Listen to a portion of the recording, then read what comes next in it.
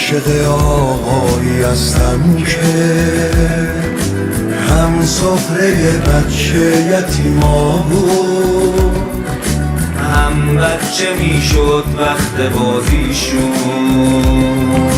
هم واسهشون عین یه بابا بود. عاشق هرکی باشی دوست داری کاری کنی که باشه ازت راضی، حتی اگه باشه یه کار کوچیک مثل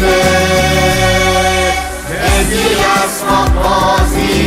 عاشق هرکی باشی دوست داری کاری کنی که باشه ازت راضی، حتی اگه باشه یه کار کوچیک مثل هدیه اسباب بازی. خوشحال کردم بزرگترامو، دیدم عشق شوقه مامان بابامو، اومدم اینجا بگم سلامو، هدیه بدم به تو یکی از اسباب بازیامو. با این که گاهی سخته زندگیامون، ولی هوا تو دارم رفیق به عشق مولا علی. با این که گاهی سخته زندگیامون، ولی هوا تو دارم رفیق به عشق مولا علی.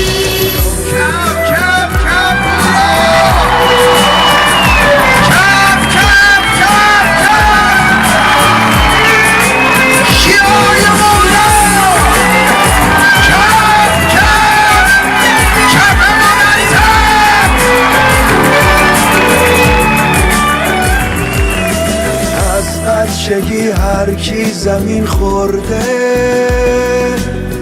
اسم علی رو برده، مادر بزرگ از بچگی ما رو دست علی سپرده. عاشق هرکی باشی دوست داری کاری کنی که باشه ازت راضی، حتی اگه باشه یه کار کوچیک مثل هدیه اسباب بازی.